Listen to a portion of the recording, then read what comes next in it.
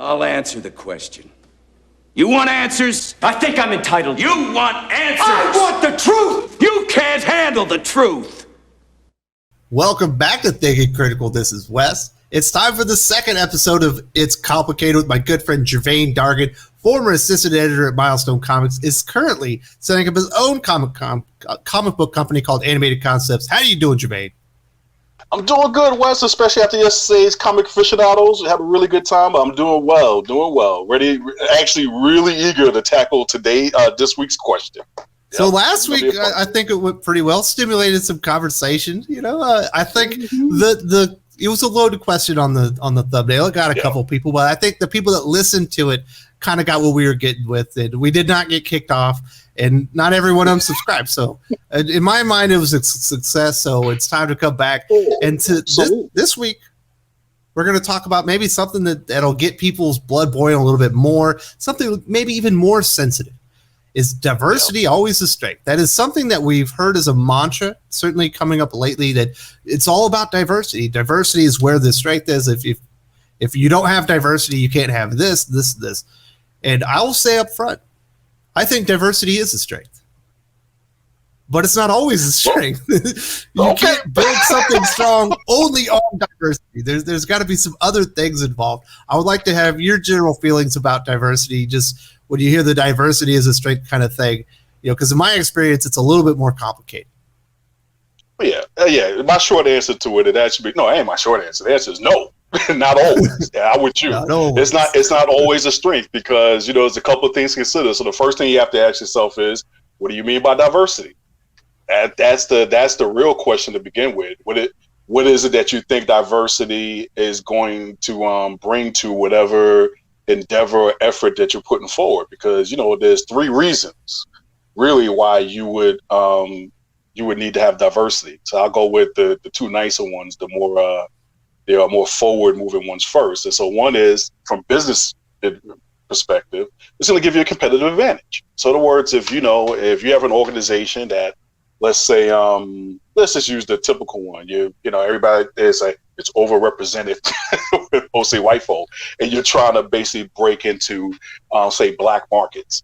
And if you really don't understand the culture in terms of how people purchase a product, what they look for in terms of promotional material, what their aspirations are, what are the things that really drive a purchase decision of someone in a black marketplace, then you want to have someone on board who is black, or at the very least, if they're not black, really, really understands the marketplace well enough, for that customer well enough, that you want to have that person on board in your company. So it gives you a competitive advantage over someone else. I mean, I'll name the company, but I won't name the people involved. I've had at least one or two discussions with people who work. There's an organization known as Moody, which some of you may know, which is I believe it's a national religious organization, particularly in radio media. And they have been trying from my understanding, for years and years and years to basically get more into, basically, for lack of a better word, minority or people of color neighborhoods and communities. And they just have been having a really hard time doing it because they just don't understand some basic fundamentals about especially how black people, how they do church. So, so in that sense, you would want diversity for a competitive advantage. Another reason you want to have it is just for, this mainly, I would say, not-for-profits, like say schools or something like that. It's just a holistic experience. You want to have people on board so that whenever you're like, say, because I serve on a board at a private Christian school, you want to have a diverse board, because when you're rolling out initiatives, when you're doing programs, when you're doing hiring, depending on who you're trying to attract to the school, you want to make sure you have people there who can basically tell you, you might not want to use that kind of language for this, or parents aren't really looking for that, or have you thought about students having teachers who look like them, if that'll help them to perform better, whatever the case may be. You want to have enough diverse range of opinions and perspectives to basically provide the kind of experience. Oh, my wife works at a clinic, a not-for-profit clinic. If it sometimes it becomes an issue of, you can have guys who are in the accounting department, which is like, we have certain departments here that, and if they don't have a return on investment, we get rid of them. And sometimes the doctors say, no, you need to have this department here because if I don't have this particular service to offer to my patient, they're going to go someplace else, so we lose out on all the business. So you just want to have a different, diverse opinions. Now, this is the one that I think is the controversial one, and probably the one we're actually talking about, which is the third reason for diversity is tokenism. So, and tokenism simply means, according to Merriam-Webster, the practice of making only a perfunctory or symbolic effort to do a particular thing, especially by recruiting a small number of people from underrepresented groups in order to give the appearance of sexual or racial equality within the workforce. So that's what we're really talking about when we're talking about diversity.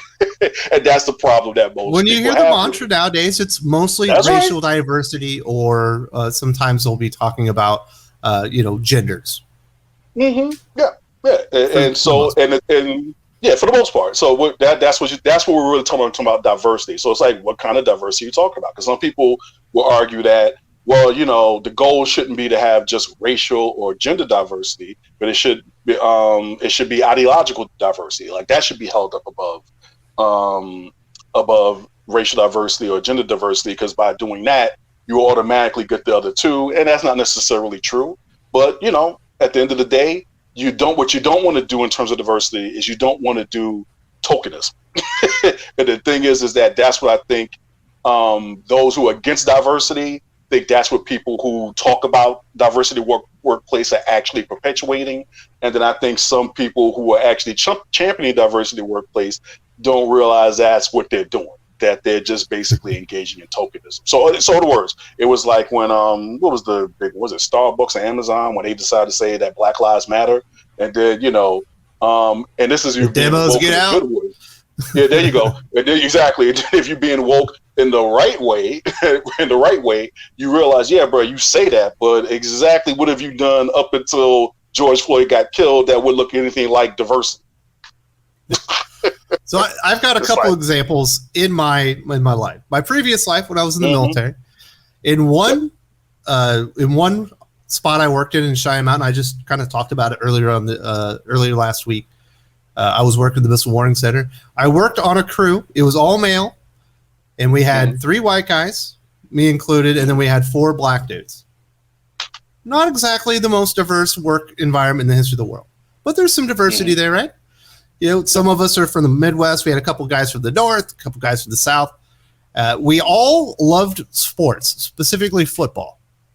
That was the one. We had something in common. We all liked sports. We liked talking football. We liked watching Sports Center because we were on a watch, so we were sitting there working at night, and we liked playing spades and gin rummy, and there were a couple other games. We played cards when there was nobody else around.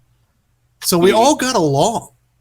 When work was over, we could go to a bar and we would drink beers together, and no one would be like, oh, he didn't want to be here. He had a drink, but now he's going home because he was just being nice, kind of thing. We would go out and we'd have fun, play pool, whatever it was, go to the dance club. I didn't like dances, but if they said, hey, we're going to the dance club, I'm coming with you. We're part of the game, kind of thing. Now we're talking about a fully functional workplace. Like, we knew all the things that we had to accomplish. I knew what the guy next to me was going to do, and this guy here, if he was out of the bathroom and something happened, I could absolutely cover that for him, no questions asked, and it would just go off without a hitch. We were the most functional unit I've ever been in my life, as far as a little office working together. Like, we could do everything perfectly, completely functional, because we liked each other. We genuinely enjoyed spending time with each other. Did we have some political differences? Yeah, but nobody talked politics then. You were talking like 16 years ago. Now, another work environment, this is the most diverse work environment I've ever had in my life. It was, we had some Latinos, we had some blacks, we had some whites, obviously. We had some Mormons, we had a devout Catholic, a couple of evangelical Christians like myself. We had a non-practicing Jew. We had a couple of atheists. So we ran the gamut. We're talking extreme amounts of diversity within this office. Everybody hated each other. No one wanted to work with each other. We were from all over the place. There was not one common thing we had together. We had Army, Navy. We had no Marines, so it was Army, Navy, and Air Force working together. We did have some reservists, I believe, at the time. And there was no commonality between any of us.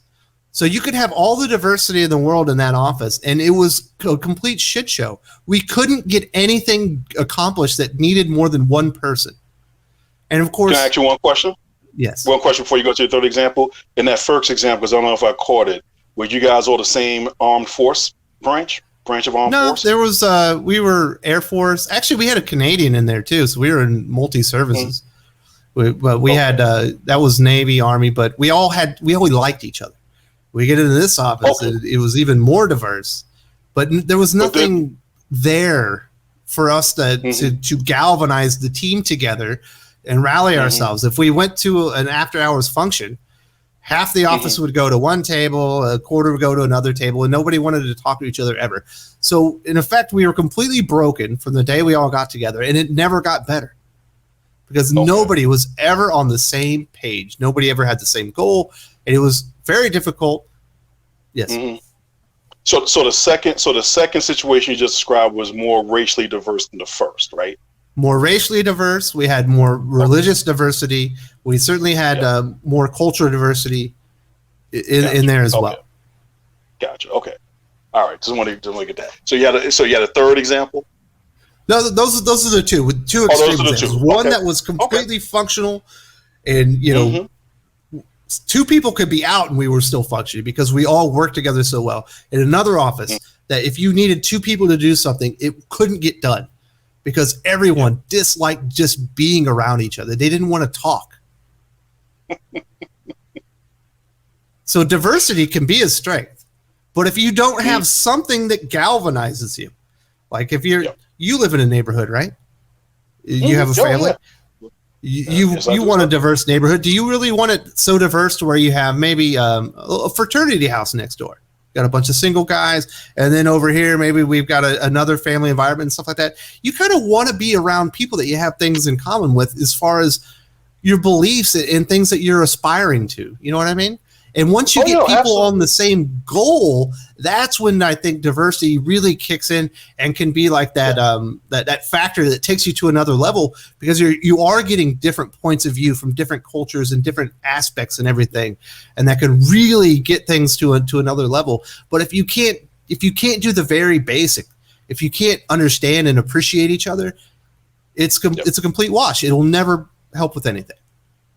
Yeah, no, I think you're right about that. Yeah, I think you're right about that because right now I'm doing some devotional. I'm doing some Bible study and going through the Paul's letters to the 7 churches, and that's one of the things you notice in the pattern in his letters is that he spends a great amount of time before he starts addressing the issues that are dividing the church by trying to remind them why they're together in the first place. Is that one, you are Christians. We are Christians. We have a responsibility, a love to each other. We belong to this thing because any discussion he's going to have with them after that about the tough stuff is not going to fly if you don't even like each other or see a common ground in the first place. So that's why diversity for the sake of diversity is not in and of itself. It's ineffective on the surface level.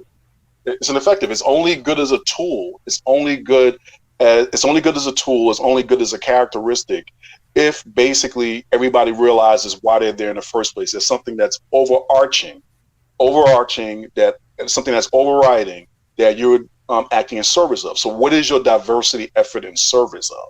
So if it's a service of to build the best plane that ever was, and this and that, and everybody knows that's why they're there, whether you come from a different academic background, a different cultural background, whatever it is, you're bringing your 2 cents when somebody says, hey, what do we think about this? Everybody's going to be able to say, well, are you thinking about this? Have you considered this? So on and so forth. That's what you're looking for really when it comes to diversity. When I have helped out on a church planting team, and this was, and we were going over the document in terms of what their mission statement was, what they were trying to accomplish. And some of the language that was in there, my wife and I, both being Black and understanding dynamics, said, yeah, you don't want to use those couple of words right there. Or at least you don't want to phrase it like that because it makes it seem like you're colonizers. And we joke, we said that because that's the whole thing. But it's like when you know the charge of you're starting basically a very multi-racial, well, I say multi-ethnic because I'm trying to get out of the whole thing of race. That's a social construct, but a multi-ethnic group coming in to a predominantly black neighborhood to start a church, it's going to look a certain way, whether you like it or not. Whether you like it or not, whether it's the truth or not, that's going to be the perception. So you want to do everything you can to downplay the perception. This is just human nature. You can say to somebody X, Y, and Z, and they heard 1, 2, 3. And you want to do whatever you can to avoid that. And so times like that, diversity can be a tool and a strength, because it's not that you're being maliciously tone deaf. It's just you just might not be thinking about it that way. It's like, sometimes it's like when I'll go to my wife and my daughter and say, hey guys, you want to go do something? Now in this era, if I said that in a certain market, a certain workplace, cancel culture much, I'll be done it through. And to me, it's just like, I'm just saying, hey guys, it's like I don't mean nothing by it. It's like if my wife said, maybe you should say, hey Smurfs or something like that, then you might be safe. But it's like, hey guys, it's like, and I don't say gals, and I just say, hey females. It's just like, it's like things like that. It's not that you're necessarily trying to be a misogynist or, you're engaging in the microaggression. It's just you're saying something, a phrase or whatever, but you have to realize that if you have a diverse work environment or a diverse family, the wife and daughter say, look, that's okay when you use it around us. But if you're out in this kind of environment, you might want to rethink the whole guys thing, or just find another group identifier to use for that. So yeah, it depends on what it's in service of. It's like, there's never a case where something in and of itself is just good just because it's a lot of times it's about what it's in service of and what are you trying to accomplish. And I think that's why sometimes with a lot of these diversity efforts, that's why they fall flat. That's why they run into problems, because it's like you're not trying to address why you're doing what you're optics doing. rather than yeah. You know what I mean? Yeah, no. It was like when we were talking one time. I don't know if we were talking on camera or off, and Doc said something like, nobody needs a PayPal union. And it's like, exactly. It's like you ain't this ain't coal mining. Like my daughters went to me to my job one time, and they were like, this is all you do? I said, okay, look, it's hard work, okay? It ain't coal mining, but it is hard work. But it's like, yeah, I don't need to be in a union to protect my rights, if you will, and all that. I mean, I'm an at-will employee, and it's like, if I don't like what I'm doing, I just go, they would have fired me, I'll go do something else. But it's not like, I got to worry about working conditions when I walk in there. And they already have us do the sexual harassment training, so I guess I'm covered on that point. But yeah, exactly. It's like when all you're trying to do is address optics, your form of diversity, 99 times out of 100, is usually you're engaging in tokenism. And that kind of diversity is never good. So I'm interested in your second situation. So what were you guys trying to accomplish with that second situation, with the more racially and diverse and the we were in UConn. We were in England. We worked at it's called the Joint Analysis Center. And I can't get into the details. It was a classified environment, but we were doing intel work. It wasn't like time sensitive. Oh my goodness, life and death is on the line. It was more boring. It was much more mundane. Probably the worst job I ever had in the military. So it was already going to be hard to get everyone excited.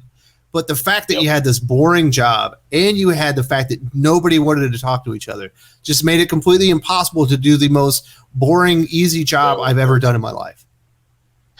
Yeah, because what you have is, that's what I was at. That's why I asked about the armed force branches. Because look, people are going to make judgments about you from the get-go based on, in this case, what branch you come from, where you grew up at, and they have an idea in their head. So one benefit you would think would be of diversity is that when you get a bunch of people like that together, that they would naturally start to talk amongst one another and kind of like see like, oh, in a lot of ways they're just like me, unless they're really not. It's just like me. And then that would create that sort of commonality that hopefully would manifest itself in other beneficial ways in terms of not productivity in your work environment, at least in terms of personal growth. But sometimes, they say oil and water don't mix. It was completely unintentional. The military wasn't looking at us like, this is Wes and he's this and this and this. I was Wes. I had a number. I got put into a slot, and this person got put into a slot, and that's the Stewie guy. It just so happened that nobody there liked each other. It was just the weirdest place. Of course, I'm the nice guy, right? I can get along with almost anybody. So I'm ended up being the intermediary. I'm the most productive person in the office. I can do the most. I'm the one that has to train everybody. And I'm also the go-between for any two people that want to speak to each other for the most part about work. And I couldn't get anything done because I'm sitting there talking to people all day. So what do you so in your opinion, what do you think was causing the divisions? Like, I don't mean, it's like specifically, what was causing the divisions? It was different religions, different politics. You know, we got far righties, we got far lefties, we got, politics were a much more big topic that was happening at the time. And, you got different branches and everything. And that place, it just happened to kind of be the worst mixture. And there just wasn't that one thing, you say, well, you're all in the military. Yeah, we were all in the military, but we're also overseas in Europe. The Army guys weren't deployed. This was going to be their 2 years where they don't have to go to Afghanistan or Iraq. So they look at it as great. I'm going to get to go on vacation. I'm not going to have to leave my wife and kids behind. Then the sailors are all like, this is fucking shore duty, baby. I don't have to go out on the ship. I'm not going into port. I don't have to check in with my wife and kids. We get to live in a stable environment for 3 years. So for them, it's a cakewalk too. And, I'm in the Air Force. Are you telling me the movies are lying to me that the armed force, the branches of the armed forces are not naturally antagonistic towards one another? It can be. Not in the intel. Okay. Well, so not in intel. Gotcha. We're all, you guys all intel people normally all coalesce with each other. A lot of intel stuff is just mixed as far as the branches, and even with different countries. Like I said, at the one point I was working with Canadians. At another point I was working with some Brits and stuff as well. So there's just something that you kind of deal with. But you got the Army guys who are like, I'm on vacation. The Navy guys are like, I'm on vacation. And hey, let's do a little bit of work. Well, I don't like anybody here anyway. Why would I do that? Gotcha. Nothing I can do about it. It's like I said, it's not diversity just for the sake of diversity is not a good thing. And the simple fact of the matter is, like I said before, I'm of a firm belief that those are the three reasons why you have diversity.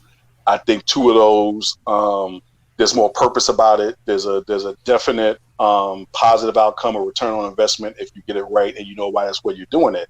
Because a lot of times what is required for those other two, which is when you're doing it for a for-profit environment, you're doing for competitive advantages, or for a non-profit environment for holistic, to create a more holistic experience to draw people in. It's like the people who are being put in those positions to bring that diverse element to it have to have the courage to do so.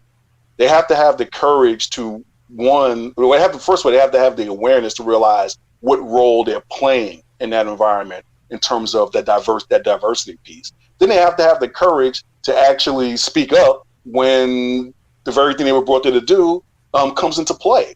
And I think that's why a lot of times when you see diversity efforts deployed, particularly in the for-profit environments, that's why it always ends up looking like tokenism, because the person is just like, well, I got in the door here, and if I start saying stuff, then everyone will start looking at me. Not time to rock the boat.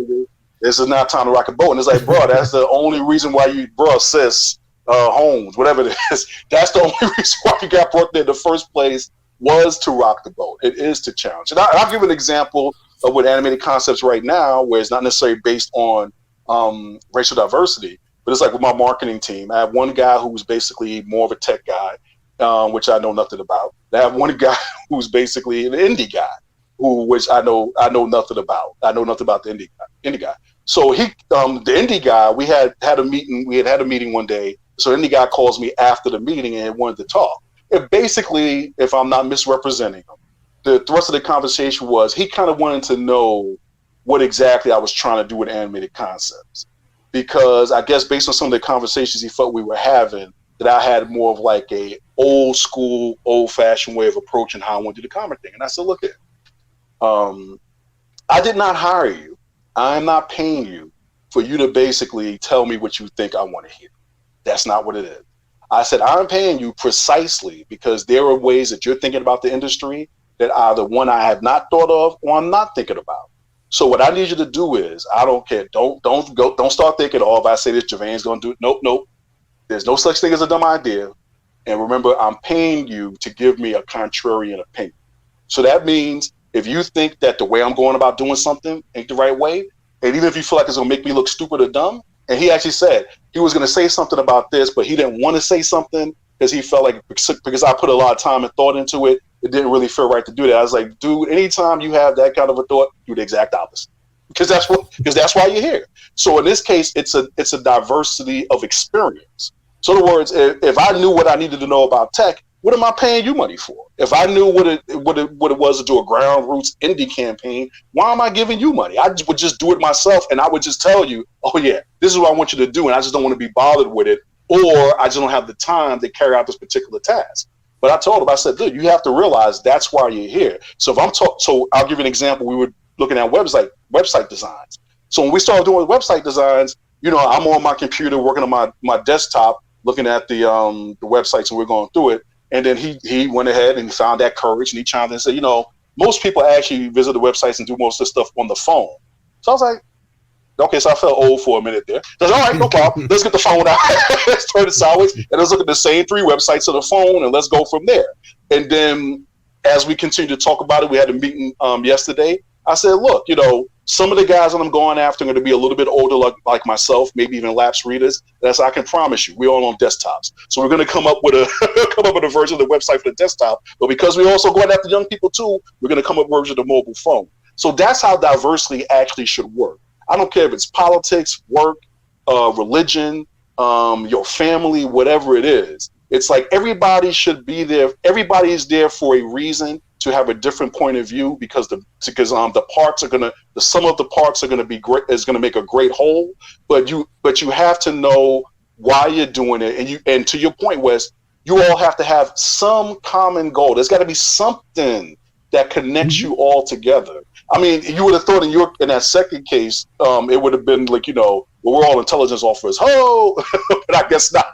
I guess that wasn't enough. That was enough glue to keep the group together. And it wasn't personal enough to keep the group together. But the first group with the sports thing, yeah, that's what you guys find something to bond around. And anytime you got a group together, at some point, the group has got to they got to bond around something to get that extra oomph, in terms of functionality. So I'm definitely with you on that one. Yeah, we don't all have to be best friends, but there's got to be something that you bring to the table that everyone can kind of bond over. Yeah. What you're talking about with the experience thing, that's really interesting. Is when I was in the intelligence career field, when you're working with some of these more high level experience, specifically right now I'm going to be talking about some of the civilian personnel that maybe have been in these positions for like 30 years. Might have 25 years of experience, 30 years of experience, and they've seen it all at this point. Yep. And they're in this mindset, really, that they know it all. And, one of the reasons that you have the military guys kind of moving through is to do some of the legwork or whatever that they don't want to do. But you also need to be able to stand your ground and be like, nah, you're too biased on this. You think you know everything, and you're missing what's slapping you right in the face. And a lot of the military guys would be too scared, like, oh, I can't speak up to that guy. I was like, man, you're out of your mind. I have no problem with it. So I think that's one of the reasons that I was always able to function quite well in those environments, because once you point something out and you stand your ground and you make good points, somebody's they will realize eventually that, oh yes, we needed to take that into consideration. And they come back to you. It's like, well, why does everyone come to you? It's like, because I'm not afraid to talk. And you got to get in there and put up that contrarian opinion and be like, listen, you've been looking at this for 30 years. This is a new dynamic that you didn't even see coming. And a lot of things get missed because of everyone thinks that they're the most experienced person ever. Exactly. Yeah. And it's like the same thing now with this whole thing with the blockchain technology and stuff like that. It's like, when you were bringing it to my attention, and, and I told you, I said, look, it's like, something about this joint don't make sense, man. It's like, it's just like this air thing. But then we were talking and you said, look, there's the thing about this smart contract. And it's like, once you do this, it's like, you get your payments in perpetuity and you basically have to talk to somebody again. I said, whoa, wait a minute now. I said that sounds like something that I can get to. But diversity requires people to have an open mind about stuff. And it's like, it's a beautiful thing. It becomes a beautiful thing when you have a bunch of people from different backgrounds and experiences, different cultures. And when they realize why they're there to do something and they realize what their role is, it's like, man, the things that can happen can be pretty amazing and innovative. It's in like the military, we call it a force multiplier. It's something that costs you no money, but when you bring it to the table, it elevates everything that's going on, but you got to set the foundation. Yeah, exactly. No, exactly. So it was like, so like I use an example because of with a friend of mine on Facebook. So I definitely have advocated for Black Lives Matter, the original theory that Black Lives Matter put out there, not the current theory, the mission now, or whatever, and the practice that they're engaging in. But it was funny that a friend of mine was very far left, pretty much what you would call, like in the language, I guess, a blue check liberal. Both he and I were amazed, and I think pleasantly pleased when we heard that Cliven Bundy, and if you don't know who Cliven Bundy is, go look him up, where he basically came out in support of Black Lives Matter. And I was like, I was surprised, but I wasn't surprised. I was surprised given what Cliven Bundy, some of the things he's been engaged in and what his old man has said about Black people in the past. But what he gave his reason for why he supported Black Lives Matter until it started turning into something else, he was like, yeah, it's about government overreach. And I'm like, finally, somebody gets I said, I have people in the Black community don't even understand. That's why, if nothing else, you should be for Black Lives Matter. You should understand.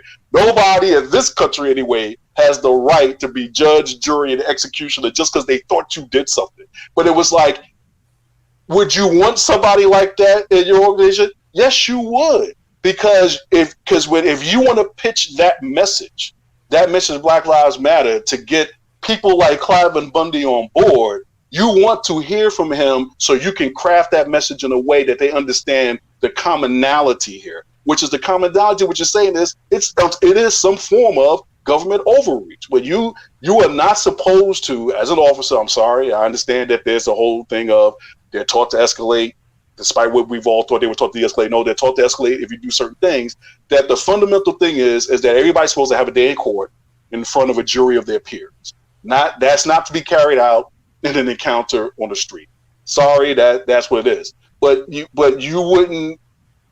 There were people who were within that movement, people who talk about that movement, who never addressed the Black Lives Matter movement in terms of its what its value is from that idea of government overreach. So that's why I thought that was, he stumped me. He stumped my friend. My friend was like, yeah, I never would have thought that somebody like him. I said, but if you don't have the conversations, if you don't realize what the common glue is, then you're not going to grow that movement in a significant way.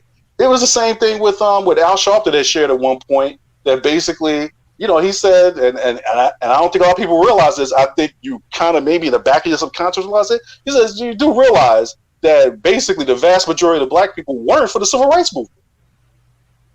They just weren't, for a number of reasons. So the only reason why you had such a group that could do it that well is because on some level, even within that movement, there were very ideological, diverse people. Like A. Philip Randolph was nowhere near on the political spectrum as, say, a Bayard Rustin. He just wasn't. But they knew what the common mission was, and certain things were done and certain actions were taken to keep the divisions from breaking the movement apart. But they got the job done because they realized what they had in common. And if you haven't watched a documentary called Brother Outsider, it's about Bayard Rustin, who was one of the major movers and shakers in the civil rights movement. You should watch it because, one, what you'll realize is this is why you always hear the phrase Black people aren't a monolith. And two, you realize what compromises that people had to make, even though they were on clear ends, separate ends of the political spectrum. What do you have to do to get the job done? And part of that is you have to know what you're working towards, and you have to have at least something in common. No common goal. There is no compromise. There is no compromise. Yep. A lot of it is. Yeah, we enemies. That's it. That's all there is to it. It's like, and another reason. Go ahead. And you can kind of see this, within comic books. You'll sit there and go read 10 DC comics and tell me what DC Comics is about right now. Well, yeah. I have no idea. Is it a hopeful universe? Is it Marvel 2.0? Is it I don't even know what DC is supposed to represent anymore, because I don't think they even know. They're not hiring people with the mission and buying into what DC Comics is going to be going forward. I think they're just hiring people randomly. Like, oh, well, I guess you work. And this is a question I have to actually answer from our marketing team in terms of basically what is animated concepts bringing to the table. And as I was out walking today, I think I have an answer for them in regards to that. But yeah, I mean, honestly, with Marvel and DC, it's like it used to feel like at one point. Now, for me, it was less a hope thing. It was more like, well, DC kind of just sells. Well, maybe DC sells you like very heroic fantasy / magic based characters. It felt more like DC was like very modern mythology, if you will. And then with Marvel, it felt like more. It was just like, you know, there are 8 million stories in the Naked City, and here's one of them, and they're like superheroes. Like it was more like they were giving you realism, if you will, in comics. Like that seemed to be the distinguishing things of the brands. Then, like once the mid '80s kind of rolled through, there really isn't anything really to distinguish between the two, other than if they just had a better creative team or not. Like if I had to say what differentiates DC and Marvel today, I couldn't really tell you. I mean, I couldn't tell you with almost any of the comic companies. I don't see like there being different brands, if you will, in terms of if I go to this brand, I know I'm going to get this. With exception of maybe Image is probably the clearest one. Even with that, it's more like, well, he's just create our own books. Yeah, our brand is anything goes. Our brand is anything goes. It's like, you know, it's just they're very successful. What would have been like, you know, on the outskirts of the outliers or the extremes, you know, like, you know, if you want to use, I don't like using the word weirdo, but I mean, just to get over the hump. If you want like a weirdo sensibility, that's definitely the home of Image Comics, but it just runs the gamut from superheroes. It's just anything. So Image probably more clearly has a brand identity, whereas before the brand identity initially was, we got the best art out there. That's what the original, that's what the original brand identity was. But in terms of like beyond that, it's like what really differentiates any of the companies, the 5 or 6 companies out there. I don't know. And why can't you have a functioning, comic universe, shared comic universe for more than a couple years at a time? Nobody's ever bought into one thing. Well, okay. So we're gonna go there. So with New 52, that's what with New 52, it was just like it just looked good, it sounded good, but it's like, remember who you're dealing with, Gevian. Just remember who you're dealing with, and it's like it was much like Crisis, because that's what the burn on Crisis was. The burn on Crisis was, and how I feel about it. It's like Crisis was solving a problem that nobody needed to solve, but they felt the need to solve it for whatever reasons they felt they needed to solve it. But with Crisis, when they did it, and if I understand what Wolfman was saying, it was just like there was a lot of politics behind Crisis that basically the joint was snake bit before it even got started. It was just snake bit. Whatever came out of it that was good, like in one case, I would say Justice League International was good. Apparently that was by happenstance, that was not by design, and that was not in any way calculated. But it's just like, when you don't have a strong editorial or management team who knows, like, this is what the company's supposed to represent, this is what we're bringing to the marketplace that nobody brings to the marketplace, this is how we're going to differentiate ourselves, then basically it just becomes a free fall. It's like, you know what, we're going to turn Wally West into a serial killer, yeah. And we're just going to see how that works. Throw spaghetti up against the wall. That didn't work. Well, let's bring her back again. Okay, well, we ain't got nothing else going. Let's throw back to serial killer again, because there's no clear direction in terms of what you're trying to do. And so in this case, no cultural diversity, ethnic diversity, racial diversity, whatever diversity you bring into the table on your crews, it's never going to come through and improve the level of the product, because there's no basis for them to all be doing it to begin with. It's all hodgepodge. Yeah, even if you kept the overrepresented folks and you overrepresented them some more, it still would be a hot mess, because you don't know why you're doing you don't know why you're doing what you're doing. So I think a lot of times with the whole diversity thing, it's something where I'm just like, when I look at anime concepts and the people I'm bringing on board, it's just naturally becoming diverse, with the exception of there's no women currently on board, but hopefully next month we're going to start recruiting for creative teams. If if I find a woman or female, whatever ethnicity she may be or sexual orientation, my thing is at the end of the day, is she any good or not? And then if somebody wants to ask me, why don't you have more women on board? I'm just going to say enough up to snuff. Look, one of the greatest writers that I've enjoyed over the years, not only from the comics world, where she did, I think it was a Swords and Sorcery comic, Amethyst, for New 52, is Christy Marks. And I enjoyed Christy Marks' work when she was working for Marvel Productions back in the day, writing stuff like, Jim and the Holograms and things along those lines. It's like, if I find a Christy Marks, great. But if I don't find a Christy Marks, there's a reason why I'm not finding a Christy Marks, but I'm not going to just purposely put a woman or a black person on board just for the sake of doing that. It's like, nah, man, you got to bring something to the table. It's like, I need to get certain things done. I need to be done at a certain level. Some people are not as experienced as others, and that's okay, because I do want to have some people who are amateurs along so they can learn and hopefully find some diamonds in the rough. But it's like this idea of going by what you see, and that must automatically represent some kind of motive.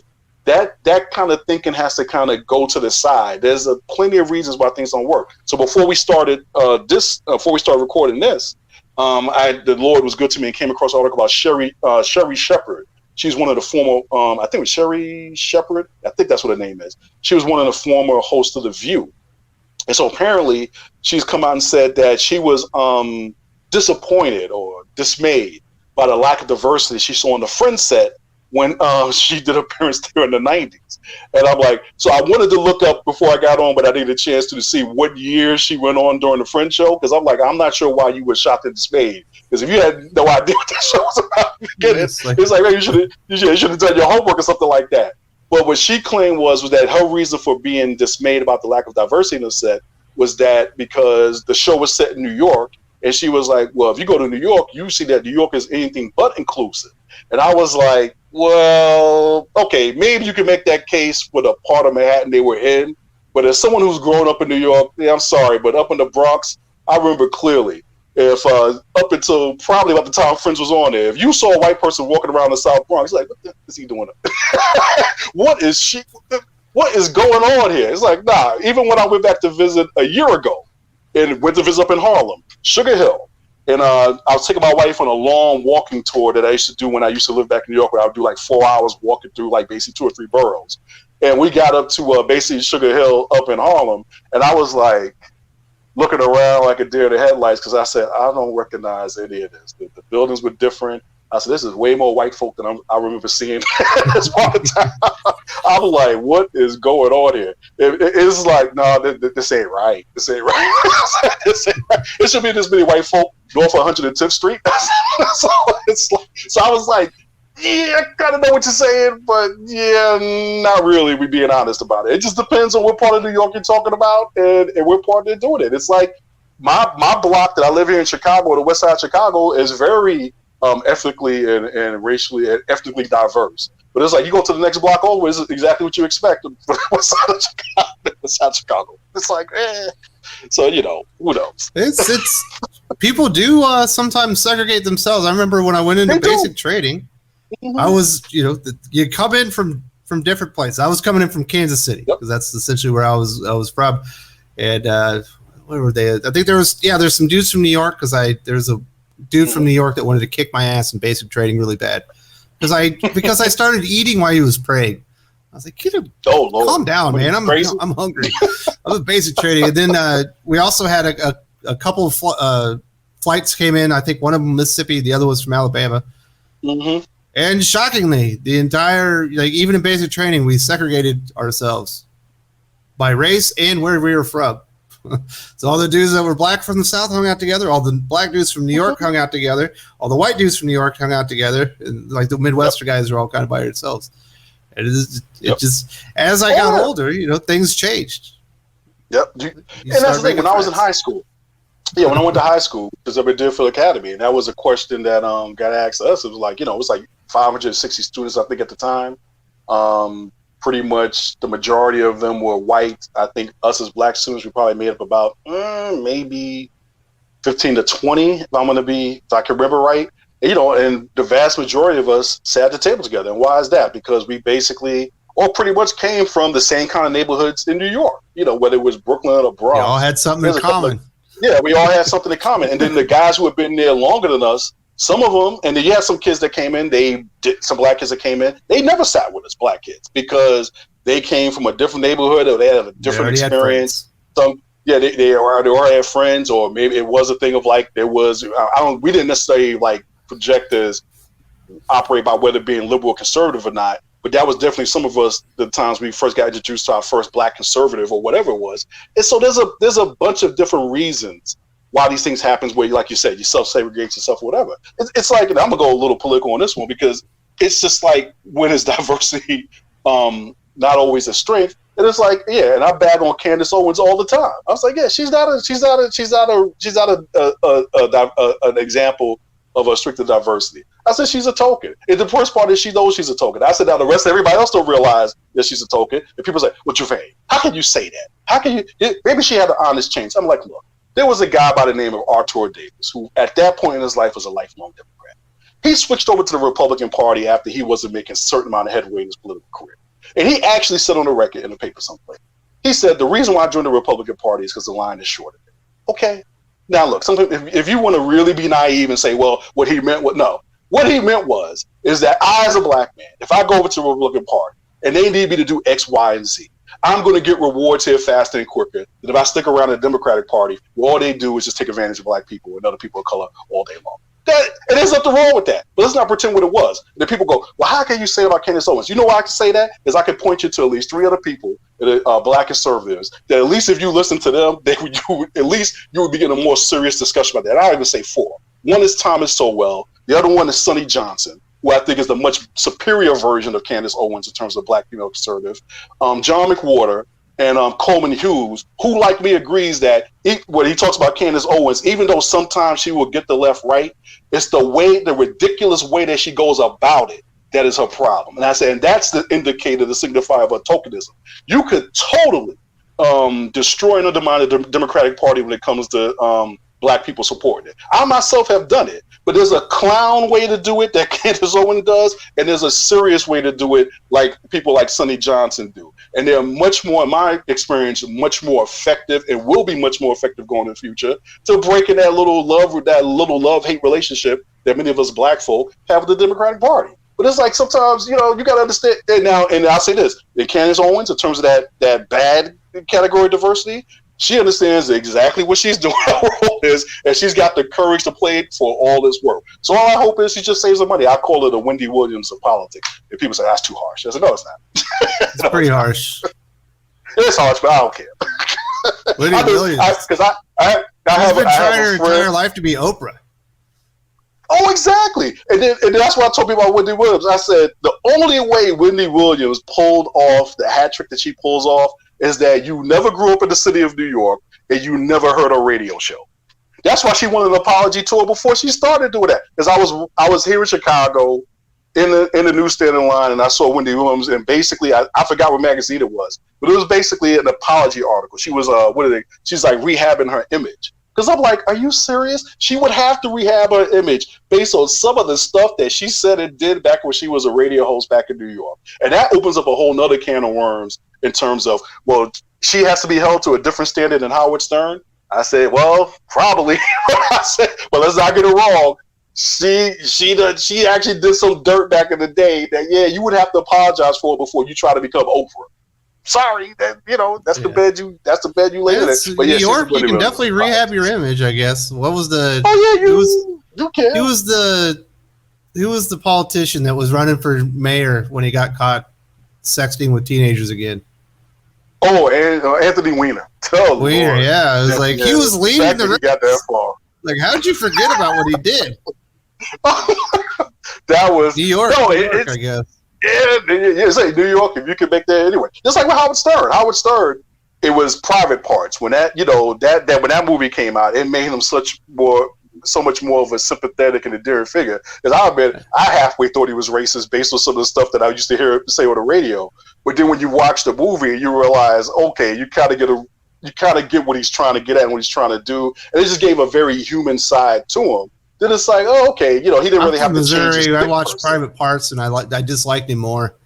Yeah, you just like the more. Why'd you dislike him more? Why'd you dislike him more? I just don't like people like that. Yeah, so my thing, because when he showed up America's Got Talent, I was like, man, how are they gonna pull this one off? Because we watched that show, and I was like, okay, he did his thing, but you know, that's when we're talking about the whole issue of diversity. It's like something where you just have to realize, yeah, like we said, it's not a strength in and of itself. You have to know why you're doing it, and there's a genuine, productive, well-meaning and way of doing it, and then there's another way of doing it. It's just a code word or another word. It's just a code word for tokenism, and 9 times out of 10, that's the version that we're seeing. We're seeing a version where, you know, because of optics, because your company got caught doing something over here, well, let's hire this new VP of diversity, and you give them as many quote unquote racial and cultural identifiers as possible. So hopefully people will leave you alone and think you're doing something. So, you know, throw a Black Lives Matter sign up in the window, and everybody will go away and do something else. And there was a lot of that going on around here in Chicago when we had the little situation last summer. It's like, oh, I haven't seen so many people in spray paint, frame signs. I think it was supposed to be a please don't do this to us. We support. Oh no! It was the corporate Passover. That's what the blood of the lamb. Yeah. No, just not here. No, we're not here. So yeah, you know, it's like, hey, life is life. Like I said at the beginning, I like diversity. I think it really is. Oh, yeah. I would use the word force multiplier. Mm-hmm. But it has to happen organically, and then that's when it really kicks off. But if you try to force it, and there's no commonality between the team, the people working together, nothing will ever get accomplished because everybody will be going a million different directions and nobody knows what the hell they're supposed to get done. This is my thoughts on it. No, absolutely. And I'll give this last example. Like when I was asked to serve the board of my school, I was specifically asked to serve as a stakeholder because one, that I was a parent at the school, and two, because I was a black male, and they wanted that perspective on the board. But, you know, for that to work, I had to understand what the mission of the school was, what the goal of the school was. And I had to understand when, and I have to understand when it isn't appropriate to bring that particular perspective to the table, because sometimes it's not necessary. You know, like when you talk about the thing in common, Wes, the thing is that when you're working on a thing that's common, these things, when they come up, it's like, I would say it's every once in a while. It's not like the main driving force behind it. It's every once in a while. Because the thing is that what we don't realize about one another is we have a whole hell of a lot more in common than we don't. If you really think about it, you know, a lot of times you have a lot more in common than you don't. It's just a question of how you're framing, in some ways, your conversations with each other. It's like you're all mothers, you're all fathers, you're all brothers, you're all sisters, you're all parents, you're all people who are professionals or this and that. So, you know, you all got dreams. You all, you know, if you don't like football, you like baseball. It's like, you know, and sometimes and sometimes you should be against each other, because that's right. If it's the Boston Red Sox versus the Yankees, don't tell me you're from Boston. Everybody in the world is great except for people from Boston, and possibly Philly, and definitely in New York. I'm from the Bronx, and you're from Brooklyn. No, we cannot talk to one another. Sometimes some I division automatically is dislike right. anybody from Kansas until I meet There you go. Some division is good and right. You're a Jayhawker, huh? You know what that Hey, means. man, all of it. Yeah, it's like, man, I'll tell you, when I went to school, I didn't realize I was already engaged in the Civil War once I got to Deerfield and good old Massachusetts. I was like, man, I was in Alaska, yeah. They're like, Wes, get over here. Well, Sergeant Doherty, they're like, this guy's from Kansas City. You're from Kansas City, right? And I was like, yeah. I was like, hey, what's going on, man? Where are you from? And he's like, he says the name of the city. I was like, that's from the Kansas side, right? He's like, yeah. I was like, I'm from the Missouri side. We don't need to talk. And I just left. That's right. That's right. You both tipped your hats and nodded. They went the other way. Exactly. It's like, nah, so there's some things just ain't right. All right, Gervais. We'll see if this one gets us kicked off YouTube and the podcast, or if it doesn't, we'll be back next week to talk about something that's complicated. There's something else. We'll try harder. Absolutely. Later, buddy. All right. Take care, man.